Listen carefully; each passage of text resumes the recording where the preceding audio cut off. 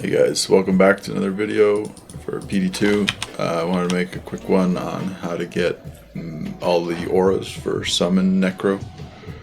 Probably works for Druid as well. Only difference is for Druid is you can't wear this thing. So you'd have to get Vigor on a Act 1 mark, I think. But it's still pretty much possible. For this build, it's focused on melee damage, so I've got Ray, Skeleton Warrior, and the Archers as my big synergies.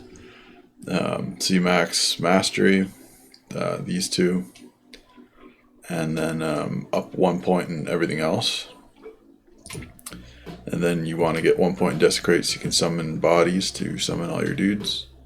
1 in Bone Armor, because why not? And then I've maxed Amplify Damage and 1 point in Life Tap. So obviously for gear you want summon skillers, Torch and Annie. There's a few things that are just really good, like Grave Palm, 1 to summoning skills, Marrow Walks, 2 to mastery. Rings, you just want all skills, 1 of them a Wisp, so you can summon the Heart of the Wolverine. Arachnids for 1 to all skills. Any armor with 2 to all skills is going to be fine, but Chains of Honor has a bunch of all resist, so why not? Running Undead Crown, since we're doing the warrior build, so this is going to make our warriors do a lot more damage than just 2 to all skills would. 3+1 Summoning Amulet. Bone Flame for 3 to all skills. And Arma King Loric, so we get quite a bit of skills going on. On the swap, we have a Plague for Cleansing Aura, and this thing for Vigor. Our Merc is wearing a Beast, so it's an Act 3 Merc, Cold Merc, so it has Prayer, Beast, Templar's Might for Might. Obviously Beast gives Fanaticism, Exile for Defiance, and you could probably get a Flickering Flame, but I don't know if it's really worth it. I just put an Andes on so I get strength so you can wear this, but there's other ways to get the strength. So just to recap for all the auras, we have Plague, we have Cleansing. So Cleansing is really good because it reduces poison length and it also reduces curses. So Cleansing, Vigor, Prayer, Fanaticism, Might, Defiance Aura. So 6 auras. Oh, and 1 more, we have Concentration Aura from Iron Golem. So you summon an Iron Golem out of a Mage Slayer, so you get Concentration Aura as well.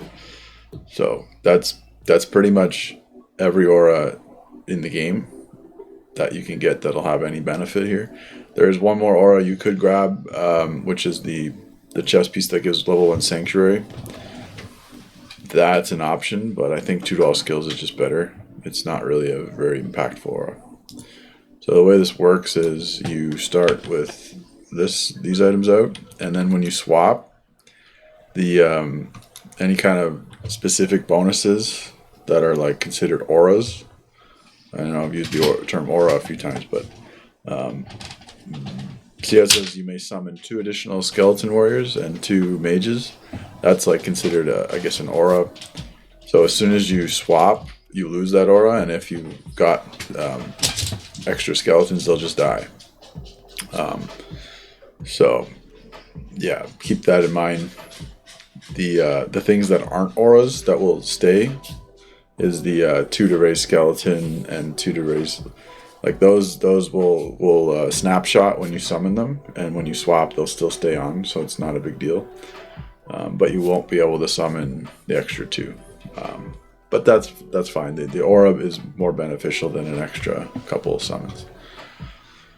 So basic setup is you desecrate a bunch. Now you can go to any zone that has mobs you really want to desecrate for your revives, but it's really not that crazy.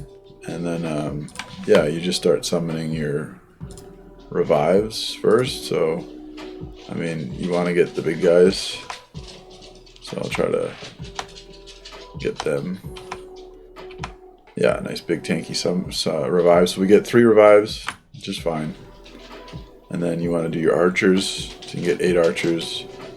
And your mages, and then when you summon your mages, you can look at their hands to see what type of element they are, and recast if you want different ones, but I don't really do that. And then your warriors. So 8 warriors, 8 archers, 4 mages, 3 revives. And you want to summon your Heart of the Wolverine, because that's going to buff their damage. You don't have to resummon your golem unless he dies, and mage slayers are like 1 world stone shard, so you can just keep buying them. Not a big deal. Then once you have everything out, you swap, and yeah, now you've got the extra 2 auras. And essentially what we're doing is we're going to cast amp damage and life tap on bosses and stuff, and then that's it. And you blood warp around, so we'll try it out. So with blood warp, cast some amp damage.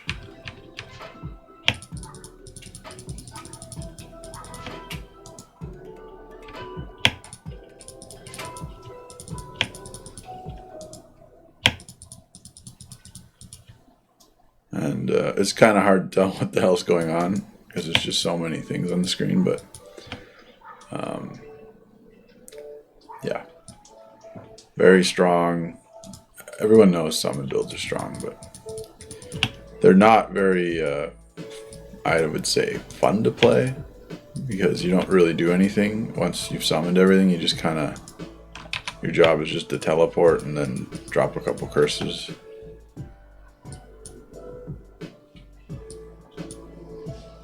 But yeah, that's how you get the most amount of auras. Of course, this is for playing solo. If you've got a team, you can drop a lot of these items because you'll be getting, everyone's got a mercenary. There'll be a couple paladins in the group. But yeah, if you're solo, this is an excellent way to play. We'll go over like the damage of some of these things. So the archers are doing 2.5k and you've got 8 of them, so 8 times 2, 16. So it's like 16k damage every time they attack. That's if you played any other build like a physical paladin or a barbarian, that alone is like how much damage they're doing. So the mages don't do that much damage, and there's only 4 of them. You can see they do around 1.5k, but they help for when things are immune, and it's just extra damage and no real reason not to use them. The warriors are doing a lot, so you've got 8 of them, and they're doing 3.7k per attack. Now that's without any of the auras being displayed on these units, right? So they're getting concentration, might, and fanaticism, all 3 of those. Oh, and also the spirit. All 4 of those are going to buff that damage, probably double it. So you probably got your skeletons doing let's say 5k damage, and 8 of them, so it's 40,000 damage just from the skeletons. So when you do blink onto a target, it's just going to die. I mean, of course it takes a sec because the AI for these things are not perfect. But essentially, when all of your things are attacking one thing, it's close to like 100,000 damage, which is kind of absurd. But this is a lot of high runes to build this, so this is not something you're going to be able to do early on. And personally, I'd like to see something different with summons moving forward, where it's not just stacking as many auras as you physically can, because I think that's just kind of a lame way to play. But there's certainly nothing wrong with this. And also, they've got so much health, these guys are never going to die, and with prayer aura they're getting life back on every hit, so they will passively heal. You could make this build a little bit better or maybe not better, but a little more diversified by putting points into Golem Mastery. Then you could get a Blood Golem out, and that would be giving healing to your team as well. But you would lose the max amp damage. And honestly, amp damage is just so strong to kind of pass up. Yeah, that's all I had for this. It's pretty self-explanatory, but lots of auras going on here. So I'll end it there.